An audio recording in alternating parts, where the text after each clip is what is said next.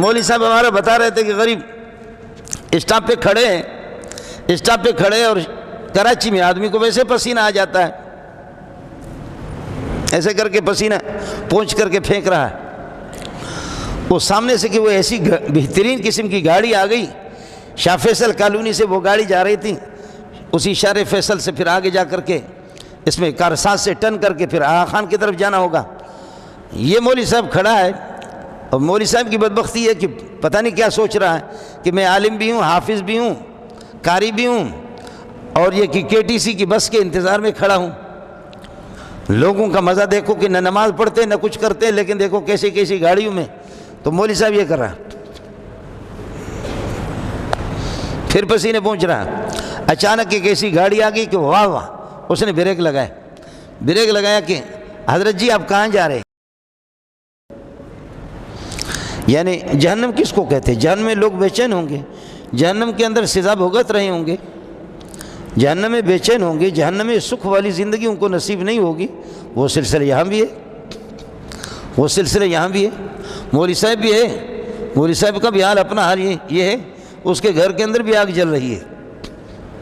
صوفی صاحب ہے، اس کے اپنے گھر کے اندر آگ جل رہی ہے، اس نے کبھی سوچا بھی نہیں ہے کہ یہ آگ جل رہی ہے، یہ ماحول کہاں، یہ سلسلہ کہاں سے پیدا ہوا، یہ ماحول کیوں بن گیا کہ بیوی بھی میرے خلاف، بچے بھی میرے خلاف، اور جو بھی لاؤں حلال اور حرام کچھ بھی نہیں ہے، مزید اور لاؤ، چین اور سکون کسی کو نصیب ہی نہیں ہے۔ بڑوں کی زندگی اللہ نے تو اور جہنم بنا دی ہے۔ اس کی نشانی آپ دیکھیں، جس طرح ٹینشن اور مرض کے شکار وہ لوگ ہیں، چھوٹے طبقے کے لوگ نہیں ہیں۔ آخر یہ جو بڑی بڑی بیماریاں لگتی ہے نفسیاتی طور پر، آپ جا کر کے اسپتالوں میں دیکھیں گے، نفسیاتی مریض غریب نہیں ہوگا۔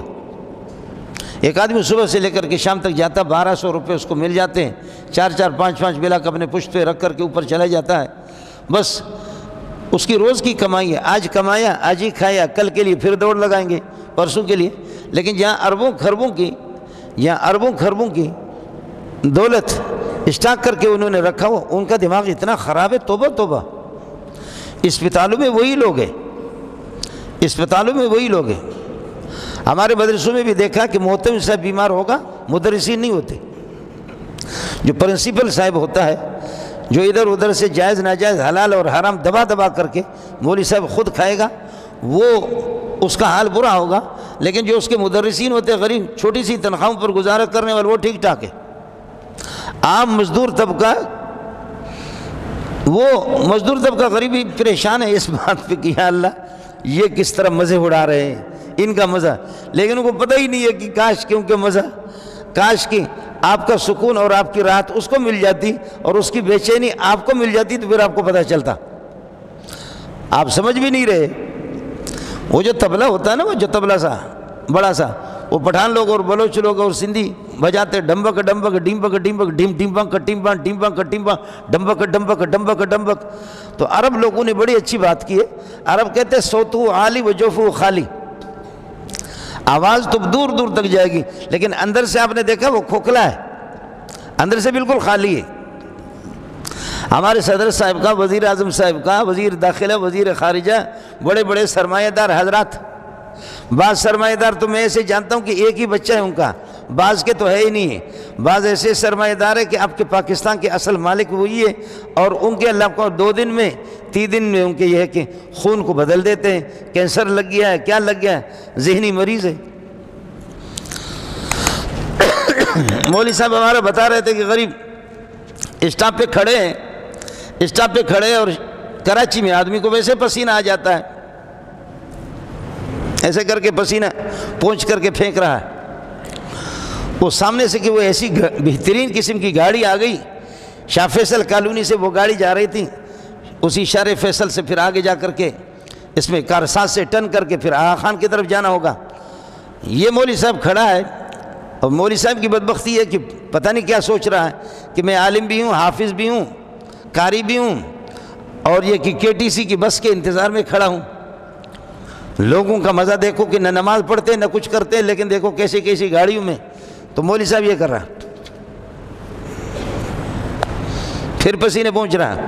اچانک ایک ایسی گاڑی آ گئی کہ واہ واہ، اس نے بریک بریک لگایا کہ حضرت جی آپ کہاں جا رہے ہیں؟ حافظ صاحب، مولوی صاحب آپ کہاں جا رہے ہیں؟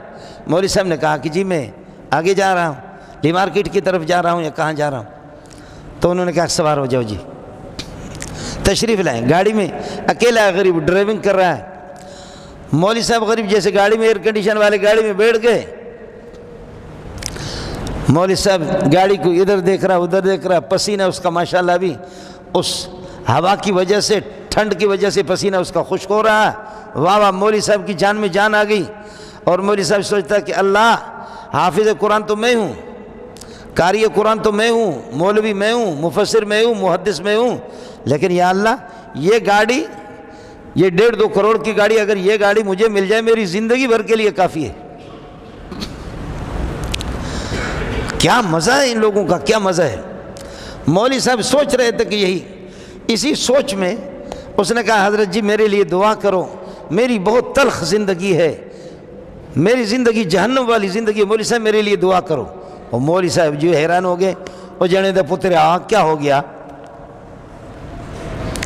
آپ کے لیے کیا دعا کروں؟ مولوی صاحب دعا کرو میرے لیے، کیا؟ کہتے کہ میرے گردے ناکارہ ہو چکے۔ مولوی صاحب کہتے کہ یا اللہ گاڑی نہیں چاہیے، گردے چاہیے۔ مولوی صاحب نے فوراً اپنے اس مذہب سے رجوع کر لیا، پہلے اللہ کو جو ہے نا اشارہ دے رہا تھا کہ تم نے اس طرح میرے لیے کیوں نہیں کیا، سمجھے؟ اور اب وہ جب مولوی صاحب کو کہہ رہے ہیں مولوی صاحب دعا کرو، مولوی صاحب کہہ رہے ہیں کیوں، آپ کے لیے کیوں دعا کروں؟ گردے میرے ناکارہ ہے، یہ فائلیں سامنے رکھی ہوئی، آغا خان اسپتال جا رہا ہوں۔ مولوی صاحب نے دبے دبے الفاظ میں کہا جی دعا کروں گا، لیکن اندر مولوی صاحب اپنے آپ کو کوسنے لگا اور اپنے آپ کو ملامت کرنے لگے کہ لعنت ہو تمہاری اس ناشکری پر، اللہ کی نعمتوں کی ناقدری پر، ظالم کا بچہ، اتنا تم پریشان نہیں ہو جیسے کہ یہ نڈھال ہے، گردے اس کے۔